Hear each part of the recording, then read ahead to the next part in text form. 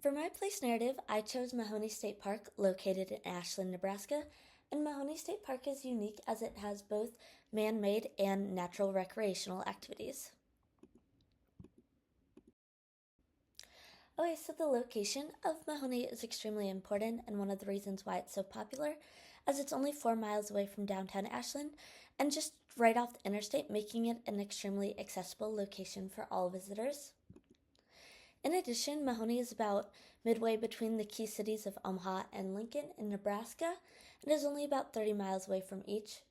In addition, it's only about an hour driving radius for 1.5 million people, making it an easy attraction to get to, whether it be for a day trip, a weekend, or a week-long stay.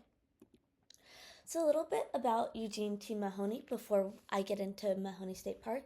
So Eugene T. Mahoney served as the director of the Games and Park Commission from 1976 to 1988, and while in office, Mahoney realized that the Parks Division did not have reliable funding, and he persuaded lawmakers to enact a park entry permit, which has allowed for extra funding to be created and brought back into the parks. In addition, Mahoney was a great fundraiser, and for the state park, he actually raised 85% of the $12 million spent on the land to acquire Mahoney. So overall, Mahoney's contributions to Nebraska state parks can be seen around the state as the permit entry fee is still there, which has allowed for the continued use and operation of the state parks and has allowed for Nebraskans of current and future generations to connect with and enjoy nature in a way that would not have been possible without his efforts. So a little bit about a history of Mahoney. Here are some images of Mahoney before the land was developed, and here's an aerial image in 1984, really showing how desolate the land was and how there was really nothing on land. And before the land was used for a state park, it was farmland that grew corn, soybeans, and native forest grew along the land. And in the mid-1980s, Irene Philippot, who lived on the land, thought something could be made out of her rundown farmstead, so she contacted the Nebraska Games and Park Commission, and in 1985, they purchased 430 acres of her land for $12 million, and during the process of building the park, the Games and Park Commission acquired another 70 acres of land to the east over here to build Kiewit Lodge and have access to CenturyLink Lake, and another 200 miles to the west, which is now adjacent to the Strategic Air and Command and Aerospace Museum. So right before Mahoney State Park was completed, an interchange project was complete that allowed visitors to have quick access off of the interstate to the park instead of having to drive through Ashland to get to the park. So here's an aerial image of the park before. So here's the location of the park. As you can see, nobody could really get off the interchange. There was really no way to get to it. And here's the interchange after. So visitors are able to go right off, and here's the entrance. So it really opens right onto the park.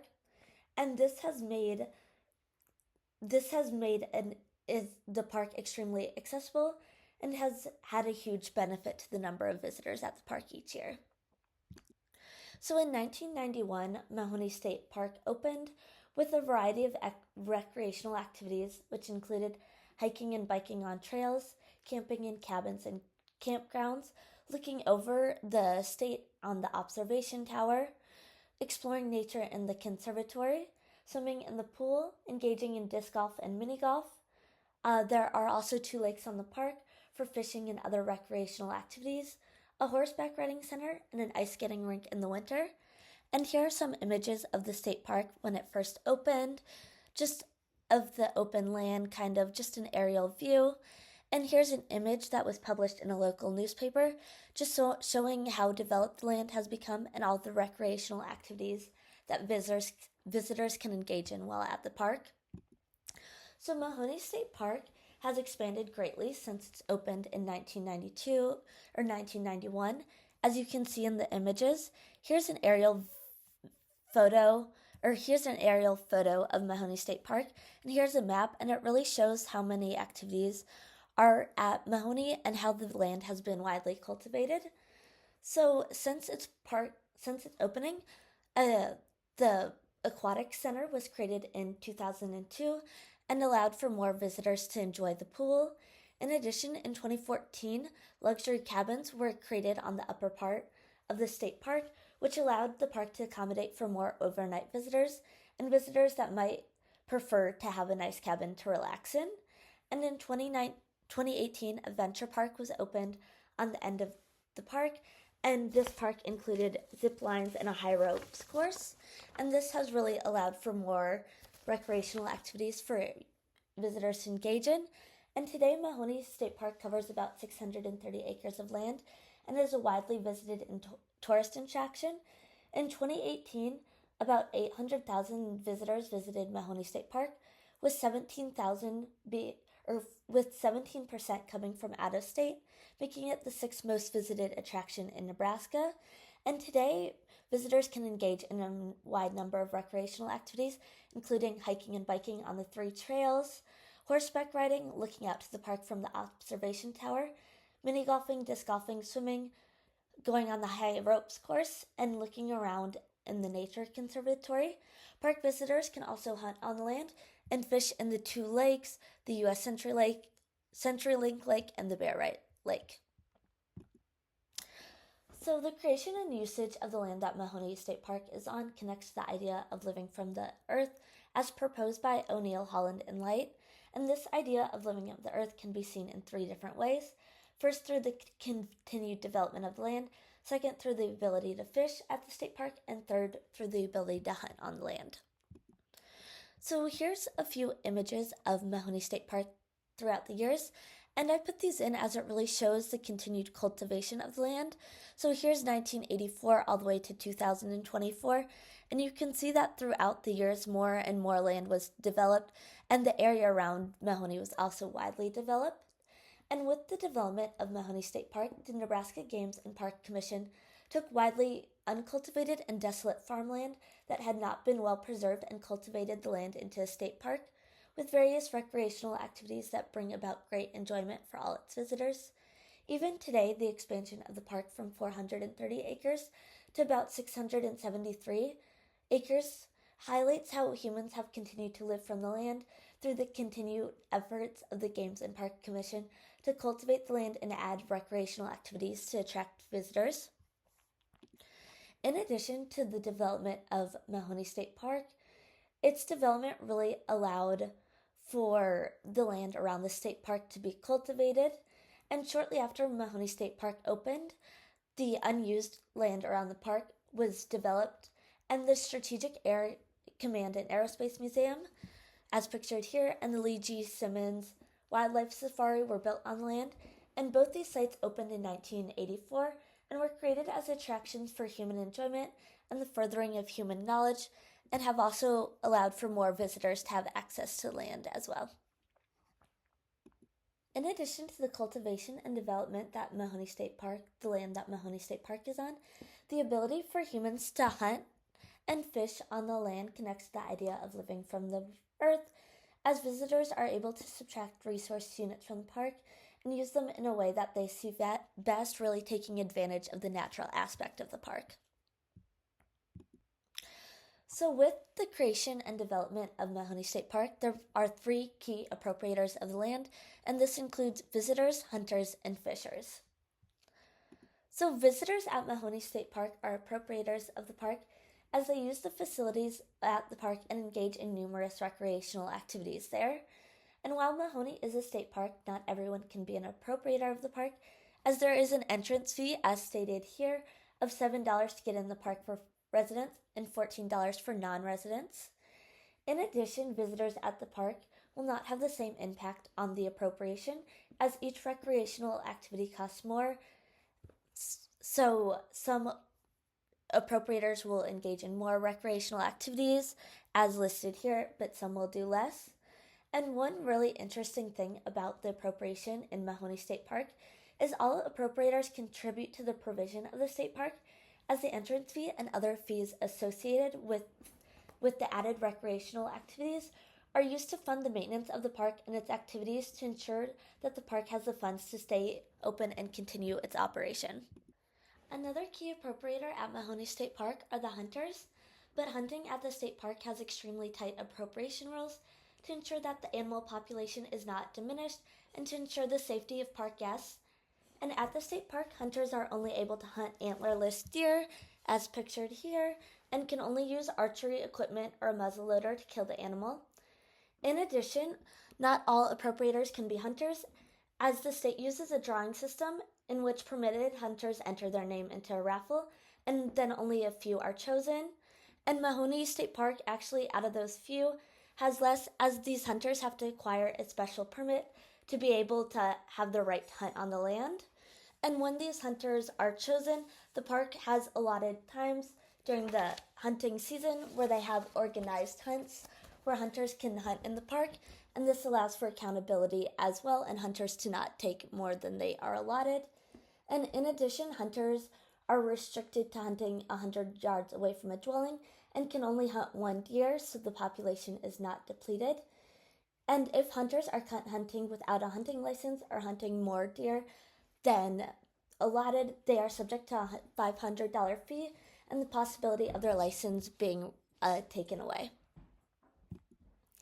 Another key appropriator at Mahoney State Park are fishers, and there are two different appropriation rules in both of the lakes pictured here. So at the U.S. Bear Lake, it is a catch and release lake, so all visitors are able to use the resource, but once they catch a fish, they need to release it back. And this is an example of a public good, as all visitors are able to use the source and have the same opportunity to catch the fish. And the rules governing U.S. CenturyLink Lake are a little different, as only visitors with fishing permits can fish in the lake, and fishers are only allowed to take out black bass if they're at least 21 inches long out of the lake, and all other fish must be released. Fishers are only allowed to take out 10 black bass from the lake, and if they are caught taking out more than 10, their fishing permit could be revoked by a court. And if they're caught fishing without a permit, it could subject them to a $100 fine. And one provisional activity that the Nebraska Games and Parks Commission takes a part of, as pictured on the left or the right of the screen, that is really cool to ensure that the fish population is not depleted, is they actually restock fish using fish from local hatcheries, and this ensures that there are enough fish in the ecosystem and that the resource does not become depleted from overuse. And to ensure that these appropriation rules are being followed and enforced and the state park is being properly maintained, the Nebraska Games and Park Commission has created a top-down structure to ensure that there is proper oversight of the state park and its resources. And this top-down structure is seen in this organizational chart. So first we have the Nebraska Games and Park Commission, which establishes the order, rules, and regulations that govern the state park. Next, we have the superintendent of Mahoney State Park, who oversees the daily operations and projects of the park. Next, we have the assistant superintendents and their staff that work on the continued maintenance of various recreational activities in the park. And these employees are extremely important, as they are the ones that maintain the park daily and are behind the continued operation of the park. Next, we have the state conservation officers that enforce the laws, rules, and regulations put into place at the state park. And these officers protect the natural resources in the park and help keep the park visitors safe and protected. In addition, at the end of this totem pole, we have individual visitors of the park, as their actions are vital in the continuation and maintenance of the park. Even with the highly structured nature of command to run and maintain the state park, if individual visitors do not respect the park and its resources, the state park could not be maintained, natural resources would be destroyed and depleted, and this really highlights the importance of individual visitors and their actions. As I have gone over the development and current uses of Mahoney State Park, as well as the key appropriators, I want to tell you a little bit about why I chose Mahoney State Park.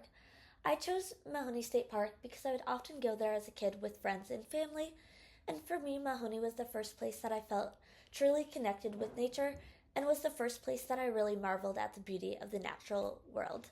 For this project, I went to the Nebraska Games and Park Commission website, as it has a lot of information on the state park, the activities, and the rules and regulations guiding these activities. One struggle was trying to figure out how the state park came to be, but I was able to reach out to the Games and Park Commission, and they provided me with imagery and information about Mahoney before it became a state park.